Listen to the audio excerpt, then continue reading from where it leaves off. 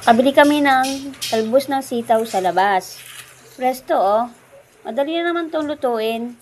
Sawagan lang to ng sardinas or mackerel or igisa lang sa kamatis kung walang sardinas or mackerel. Okay na yan. Dali-dali ko na itong hinimay para maluto na. Kasi oras na rin yung oras na yan. Nagisa na ako ng bawang sibuyas, kamatis. Then, meros ko lang to, dindiinan para madaling lumambot.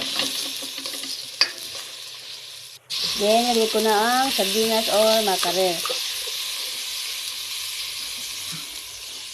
Patis. Then, kumulo na, bigyan ko na lang isang latang tubig. Bala na kung anong gusto nyo gano'ng karaming tubig. Madali na naman lumambot ito. Cover natin para lumambot agad.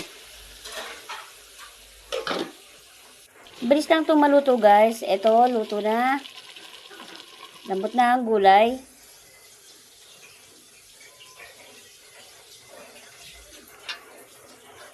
Dahil malisangan sa loob, sa labas kami kumain. Kain tayo guys. Thank you for watching.